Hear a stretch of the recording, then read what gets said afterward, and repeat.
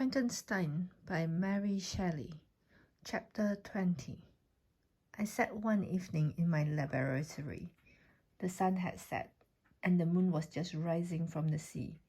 I had not sufficient light for my employment, and I remained idle, in a pause of consideration of whether I should leave my labor for the night or hasten its conclusion by an unremitting attention to it.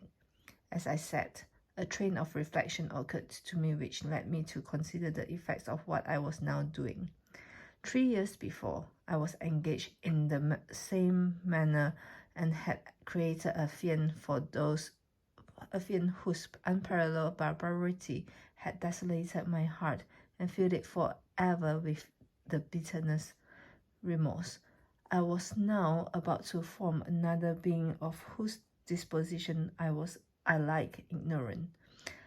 She might become 10,000 times more malignant than her mate and delight, for its own sake, in murder and wretchedness. He had sworn to quit the neighborhood of men and hide himself in deserts, but she had not, and she, who in all probability was to become a thinking and reasoning animal, might refuse to comply with a compact made before her creation.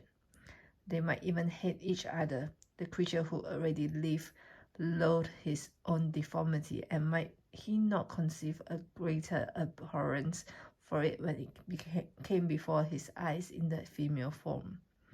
She also might turn with disgust from him to the superior beauty of man. She might quit him, and he began alone, exasperated by the fresh provocation of being deserted by one of his own species. Even if they were to leave Europe and inhabit the deserts of the New World, yet one of the first results of those sympathies for which the demon thirsted would be children, and a race of devils would be propagated upon the earth who might make the very existence of the species of man a condition precarious and full of terror. Had I right, for my own benefit, to inflict this curse upon everlasting generations? I had before been moved by sophism of the being I had created. I had been struck senseless by his fiendish threats, but now, for the first time, the wickedness of my promise burst upon me. I shuddered to think that future ages might curse me as their past, whose selfishness had not hesitated to buy its own peace at the price, perhaps, of the existence of the whole human race. I trembled, and my heart failed within me, when, on looking up, I saw by the light of the moon the demon at casement. A ghastly grin wrinkled his lips as he gazed on me, where I sat fulfilling the task which he had allotted to me. Yes, he had followed me in my travels.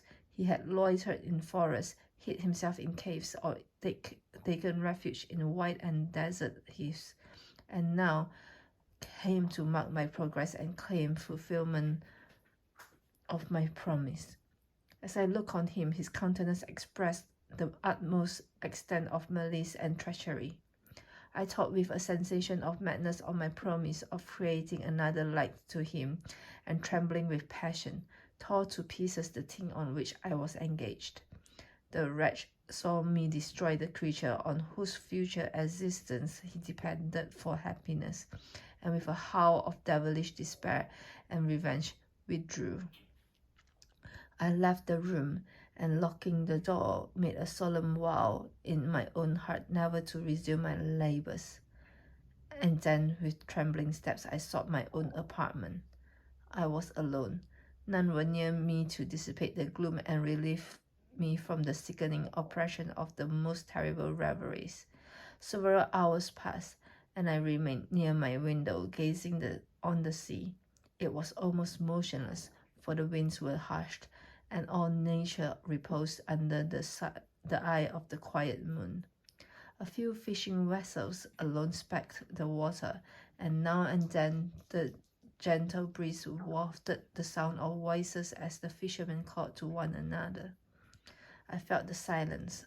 Although I was hardly conscious of its extreme profundity, until my ear was suddenly arrested by the paddling of oars near the shore, and a person landed close to my house. In a few minutes after, I heard the creaking of my door as if someone endeavored to open it softly. I trembled from head to foot. I felt a presentiment of who it was and wished to rouse one of the peasants who dwelt in a cottage not far from mine, but I was overcome by the sensation of helplessness, so often felt in frightful dreams, when you in vain endeavor to fly from an impending danger, and was rooted to the spot. Presently, I heard the sound of footsteps along the passage. The door opened, and the wretch whom I dreaded appeared. Shutting the door, he approached me and said in a smothered voice, "You have destroyed the work which you began. What is it that you intend? Do you dare to break your promise? I have endured toil and misery. I left Switzerland with you.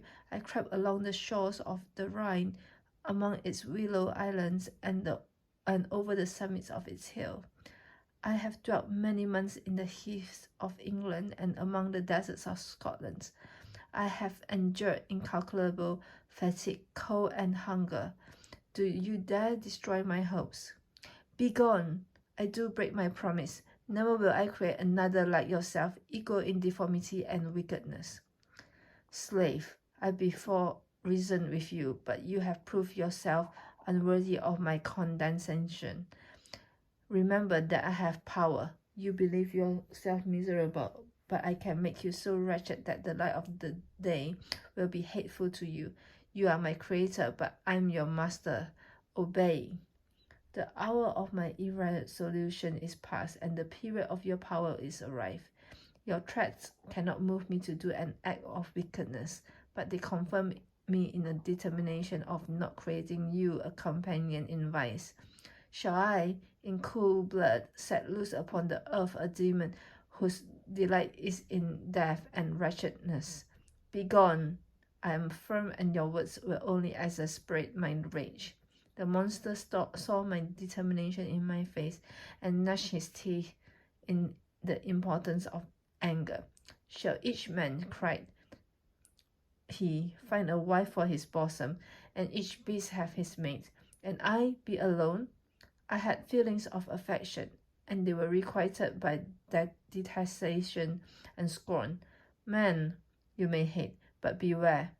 Your hours will pass in dread and misery, and soon the boat will fall, which must ravish from you your happiness forever.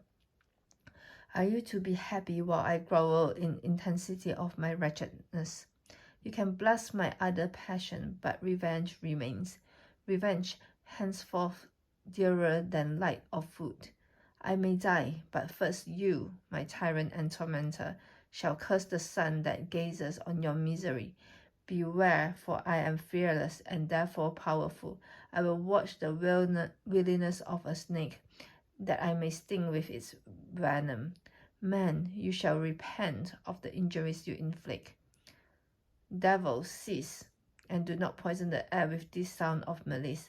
I have declared my resolution to you, and I am no coward to bend beneath words.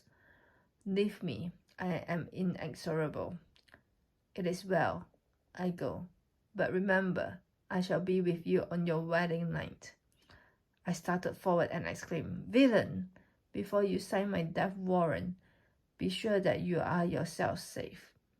I would have seized him, but he eluded me and quitted the house with precipitation. In a few moments I saw him in his boat, which shot across the waters with an arrowy swiftness and was soon lost amidst the waves. All was again silent, but his words rang in my ear. I burned with rage to pursue the murderer of my peace and precipitate him into the ocean. I walked up and down my room hastily and perturbed, while my imagination conjured up 1,000 images to torment and sting me. Why had I not followed him and closed with him in mortal strife? But I had suffered him to depart, and he had directed his course towards the mainland. I shuddered to think who might be the next victim sacrificed to his insatiate revenge, and then I thought again of his words, I will be with you on your wedding night. That then was the period fixed for the fulfillment of my destiny. In that hour I should die and at once satisfy and extinguish his malice. The prospect did not move me to fear, yet when I thought of my beloved Elizabeth, of her tears and endless sorrow, when he should find her lover so barbarously snatched from her, tears, the first I had shed for many months, streamed from my eyes, and I resolved not to fall before my enemy without a bitter struggle. The night passed away, and the sun rose from the ocean. My feelings became calmer, if it may be called calmness when the violence of rage sinks into the depths of despair. I left the house, the horrid scene of the last night's contention, and walked on the beach of the sea, which I almost regarded as an insuperable barrier between me and my fellow creatures. Nay, a wish that such should prove the fact stole across me. I desired that I might pass my life on that barren rock. Verily, it is true, but interrupted by any sudden shock of misery. If I returned, it was to be sacrificed or to see those whom I most loved die under the grasp of a demon whom I had myself created. I walked about the isle like a restless spectre, separated from all it loved and miserable in the separation. When it became noon, the sun rose higher. I lay down the grass and was overpowered by a deep sleep. I had been awake the whole of preceding night. My nerves were agitated and my eyes inflamed by watching and misery. The sleep into which I now sank refreshed me, and when I awoke, I again felt as if I belonged to a race of human beings like myself, and I began to reflect upon what had passed with greater composure.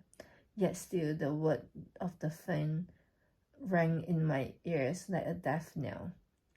They appeared like a dream, yet distinct and oppressive as a reality. The sun had far descended, and I still sat on the shore, satisfying my appetite, which had become ravenous with an oaten cake, when I saw a fishing boat land close to me, and one of the men brought me a packet.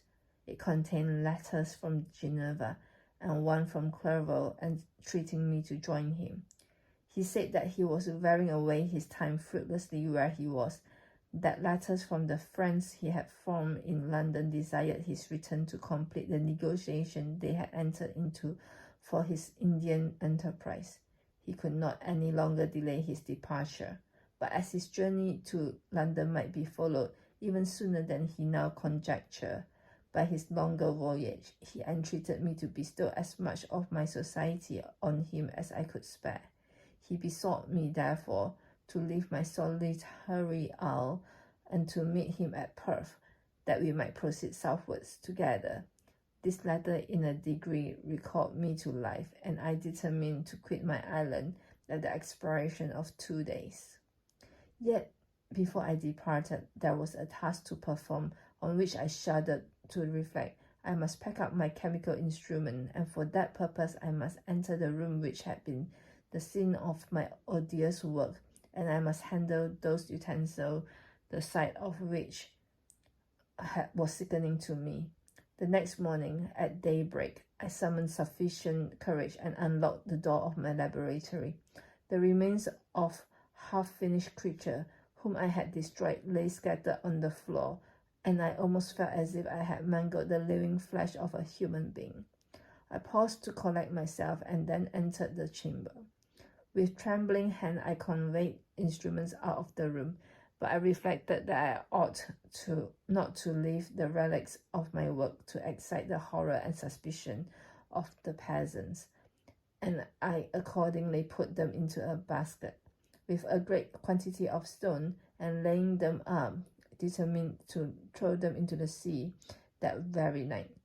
And in the meantime, I sat upon the beach, employed in cleaning and arranging my chemical apparatus.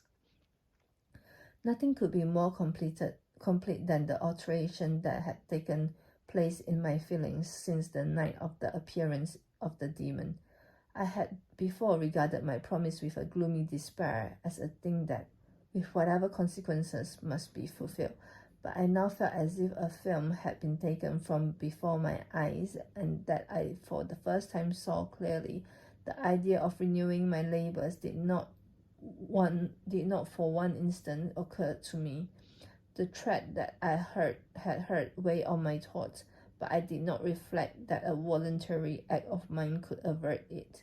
I had resolved in my own mind that to create another like the fiend I had first made would be an act of baseness and the most atrocious selfishness, and I banished from my mind every thought that could lead to a different conclusion. Between 2 and 3 in the morning, the moon rose, and I then putting my basket aboard a little skiff, sailed out about 4 miles from the shore. The scene was perfectly solitary. A few boats were returning towards land, but I sailed away from them. I felt as if I was about the commission of a dreadful crime, and avoided with shuddering anxiety any encounter with my fellow creatures. At one time, the moon, which had before been clear, was suddenly overspread by a thick cloud, and I took advantage of that moment of darkness and cast my basket into the sea. I listened to the gurgling sound as it sank, and then sailed away from the spot. The sky became clouded, but the air was pure, although chilled by the northeast breeze that was then rising. But it refreshed me and filled me with such agreeable sensation that I resolved to prolong my stay on the water, and fixing the rudder in a direct position, stretched myself at the bottom of the boat. Clouds hid the moon, everything was obscure, and I heard only the sound of the boat as its keel cut through the waves. The murmur lulled me, and in a short time I slept soundly. I do not know how long I remained in this situation, but when I awoke, I found that the sun had already mounted considerably. The wind was high, and the waves continually driven me afar from the coast from which I had embarked. I endeavored to change my course, but quickly found that if I again made the attempt, the boat would be instantly filled with water. Thus situated, my only resource was to drive before the wind.